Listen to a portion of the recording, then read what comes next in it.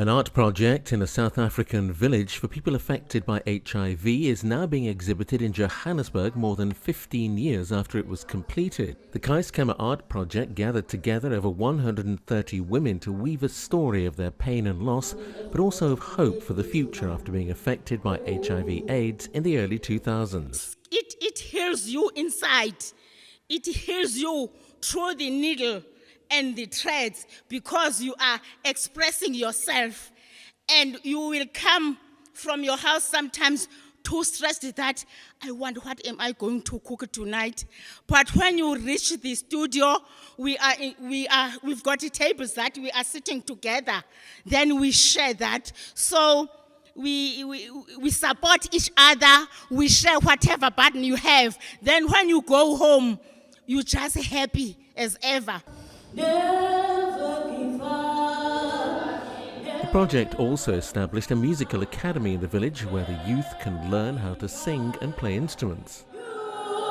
It was not long and another one came, and so on, until I had 5 in my house.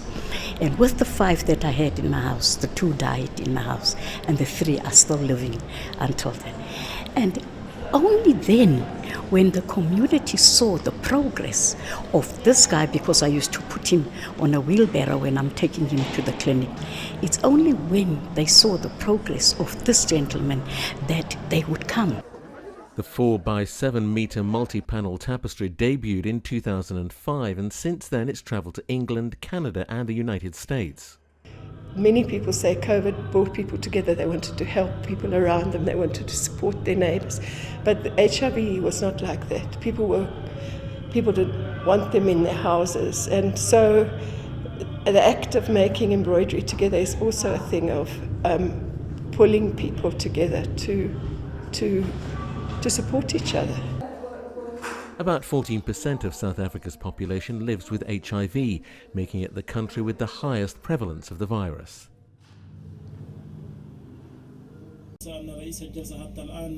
Officials in Chad have extended the transition period towards democratic elections and say they'll keep Mahamat Idriss Deby Itno on as head of state in the interim. Delegates also agreed for the military leader to be eligible to run for the presidency when elections are held. The decisions were made by a National Reconciliation Dialogue Forum. On the transition, he says, the Commission noted that there was a broad consensus to set it at a maximum of 24 months. The second point concerns ineligibility or eligibility. A consensus was reached that any Chadian who fulfills the conditions set by the law should be eligible to vote and be elected. The National Reconciliation Dialogue Forum has been boycotted by most opposition members, 2 out of 3 key armed rebel groups and civil society organizations.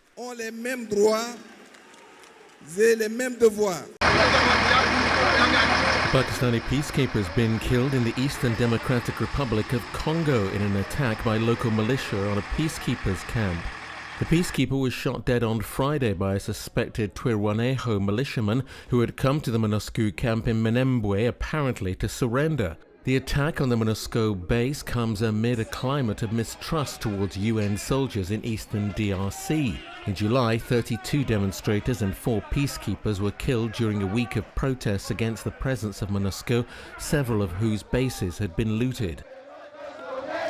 The Twirwaneho militia claims to defend the interests of the Banyamulenge community, a Congolese Tutsi minority. It's one of 100 or so rebel groups that have led to several thousand deaths over the past 10 years. The UN has been deployed in the DRC since 1999 and currently has a contingent of some 16,000 troops.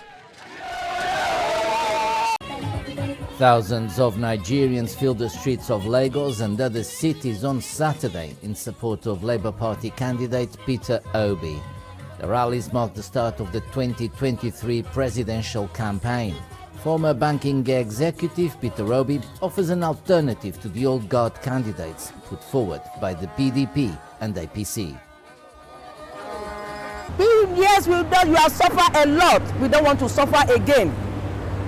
Peter Obi has come to save the Nigerians. We don't want bribe. No more bribe. Things are expensive.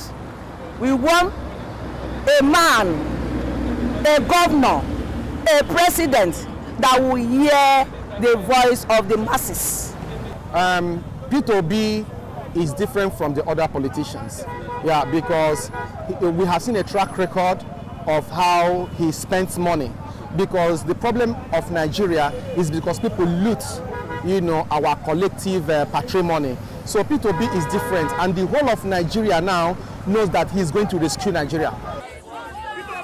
High inflation, lack of jobs and insecurity have left many younger Nigerians frustrated with politics and apathetic about change at the ballot box.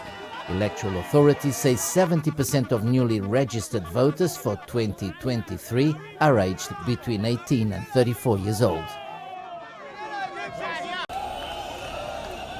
A military captain who claims to have taken power from Burkina Faso's interim president Paul-Henri Sandaogo Damiba has held a parade in the capital Ouagadougou on Sunday. But in a TV message after attacks on the French embassy, supporters of Captain Ibrahim Traore urged people to stop acts of violence and vandalism against France. We wish to inform the population that the situation is under control and that things are progressively returning to order, he says. So we urge you to freely go about your business and to refrain from any acts of violence and vandalism that might mar the efforts made since the night of September the 30th, 2022, especially those that might be perpetrated against the French embassy or the French military base here in Cambo-Insin. On Saturday, Paul-Henri Sandaogo Damiba said he had no plans to give up power and urged the officers to come to their senses. The coup was also condemned by the US, the African Union, European Union and the regional grouping ECOWAS.